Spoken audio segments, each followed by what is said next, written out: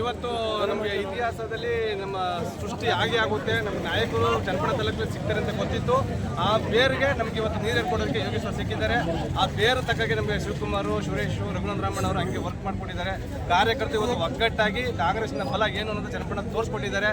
ಮುಂದಿನ ಕಾರ್ಯಗಳನ್ನು ಅಷ್ಟೇ, ನೀರಾವರಿ ಬೇಕಾ, ರಸ್ತೆ ಅಭಿವೃದ್ಧಿ ಬೇಕಾ, ಏನು ಬೇಕು ಇವತ್ತು ತೋರಿಸ್ಕೊಡೋದಕ್ಕೆ ಇವರು ಬೆನ್ನೆಲುಬಾಗಿ ನಿಂತಿದ್ದಾರೆ ಸರ್. ಹೀಗಾಗಿ ಕೆಲಸ ಕಾರ್ಯಗಳು ನಡೀತವೆ ಅಂತ ಅನ್ಕೊಂಡಿದ್ದೀವಿ ಸರ್. ಯಾವತ್ತೂ ಗೆದ್ದಿರಲಿಲ್ಲ, ಇವತ್ತು ಹೈಯೆಸ್ಟ್ ಲೀಡಿಂದ ಗೆದ್ದಿದ್ದಾರೆ ಸಿಪಿ ಯೋಗೇಶ್ವರ ಕಾಂಗ್ರೆಸ್ ಪಕ್ಷದಿಂದ. ಹೇಳಿ ಇದ್ರ ಬಗ್ಗೆ. ಮತ್ತೆ ಅದಕ್ಕೆ ಮೂಲ ಬೇರು ಶಿವಕುಮಾರ್, ಸುರೇಶ್ ಸರ್.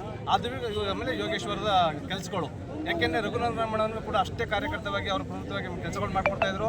ಇಲ್ಲಿ ಯೋಗೇಶ್ವರ್ ಕೂಡ ಅವರು ಹಿಂದಿನ ಕೆಲಸಗಳು ಹಂಗೆ ಜನ ಮನಸ್ಸಿನಲ್ಲಿ ಹಚ್ಚಿಡಿದಿತ್ತು. 2 ಸರಿ ಸೋಲಿಸಿದ್ದು ಅನ್ನೋದು ಮನೋಭಾವನೆ ಜನಗಳಿಗೆ ಎಲ್ಲೋ ಒಂಥರ ಬೇಜಾರಾಗಿತ್ತು. ಆಮೇಲೆ ಶಿವಕುಮಾರ್, ಸುರೇಶ್ ಅವರು ಅಷ್ಟೇ ನಮಗೆ ಧ್ವನಿಯಾಗಿದ್ದರು. ನಿಮ್ಗೆ ಏನೇ ಕೆಲಸ ಕಾರ್ಯ ಬೇಕು ಚನ್ನಪಟ್ಟಣ ನಂದು, ನಾನು ಮಾಡ್ಕೊಡ್ತೀನಿ, ನಿಮ್ಗೆ ಯಾವುದೇ ಕಾರ್ಯಗಳಿಂದ ನಂಬಿಕೆ ಅಷ್ಟೇ ನಮಗೆ ಬಲ ಛಲ ಇಕ್ಕಿದ್ರು. ಹಂಗಾಗಿ ಆ ನಂಬಿಕೆ, ಆ ಛಲಕ್ಕೆ ಜನ ಇವತ್ತು ವಿಶ್ವಾಸ ಇಟ್ಟು ಯೋಗೇಶ್ವರನ ಗೆಲ್ಸ್ಕೊಂಡು ಚನ್ನಪಟ್ಟಣದಲ್ಲಿ ಒಬ್ಬ ನಾಯಕತ್ವ ಬೇಕು ಅಂತ ಇವತ್ತು ಗೆಲ್ಸ್ಕೊಂಡು ಹೇಳ್ತಾರೆ. ನಾವು ಗೆಲ್ತೀವಿ ಅಂತ ಸ್ಟಾರ್ಟಿಂಗ್ ಎಲ್ಲ ಹುಮ್ಮಸ್ಸಲ್ಲಿ ಇದ್ರು. ಬತ್ತಾ ಸಿಪಿ ಯೋಗೇಶ್ವರ ವಿನ್ ಆದ್ಮೇಲೆ ಎಲ್ಲ ಇದಾದ್ರು. ಇದ್ರ ಬಗ್ಗೆ ಯಾಕೆ ಅಂತಂದ್ರೆ ಸರ್, ಇದಕ್ಕೆ ಹೇಳೋದಲ್ಲ ಸರ್, ಎಲ್ಲ ಅಂತ ಹೇಳ್ಕೊಳ್ತಿದ್ರು. ಮಂಡ್ಯದವರು ರತ್ನ ಕಳ್ಕೊಂಡು, ರಾಮನಗರದವರು ನಾವು ಮುತ್ತು ಕಳ್ಕೊಂಡು, ಚನ್ನಪಟ್ಟಣದವ್ರು ಚಿನ್ನ ಕಳ್ಕೊಂಡು ಸರ್. ಸ್ವಾಭಿಮಾನದ ಒಂದಿದ್ರೆ ಸರ್, ಚಿನ್ನ, ರತ್ನ, ಅವಳ, ಮುತ್ತು ನಾವೇ ಸಂಪಾದನೆ ಮಾಡ್ಕೋತೀವಿ ಸರ್. ಇವತ್ತು ನಮ್ಮ ಜನ, ನಮ್ಮನೆ ಮಕ್ಕಳು ಅನ್ನೋದನ್ನ ಯೋಗೇಶ್ವರ್ಗನ ತೋರಿಸ್ಕೊಟ್ಟಿದ್ದಾರೆ. ಸ್ವಾಭಿಮಾನ ಮುಖ್ಯ ಅನ್ನೋದನ್ನ ಎತ್ತಿಡಿದ್ದಾರೆ ಸರ್ ಇವತ್ತಿನ ಜನ.